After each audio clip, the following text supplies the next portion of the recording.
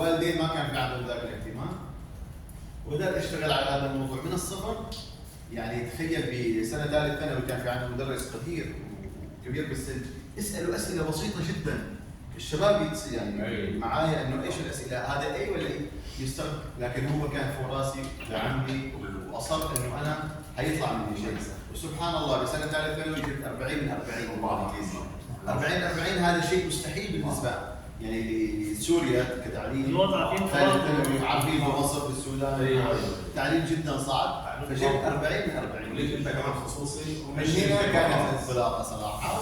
وهذه دائما لما اقابل الطلاب هنا بتعرفون ثقافتهم عن اللغه الانجليزيه بيقول لك هذه لغه كفار ليش تتعلمها غير، تقنعهم بالاساليب موجوده بالاضافه لهذه التجربه اللي انا مريت فيها. لو حكيتها لهم فعلا صراحه دافع معنا لهم هي اللي خلتني ادخل المجال نفسه، والحمد لله ابدعت فيه كوني برضه كمان في المرحله الجامعيه في السنه الاولى كمان تجربه شبيهه بهذا الشيء. دخلت وانصدمت بالجو، الدكتور ما يتكلم ولا حرف انجليزي، فانا طالع كذا حوالي في 1000 طالب بنات جميلات لابسين لبس شباب. لا ركز لك هذه الناحيه، وانا طالع فيهم كذا اقول هذول كلهم فاهمين وانا الوحيد اللي ماني فاهم.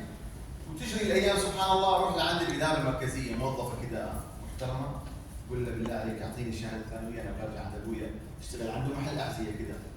قالت لي لا يا ولدي اصبر بس روح المكتبه الفلانيه خذ منها محاضرات ترجمهم، عندك كمبيوتر ترجم او مترجم وذاكر وشوف نفسك بالفصل الاول.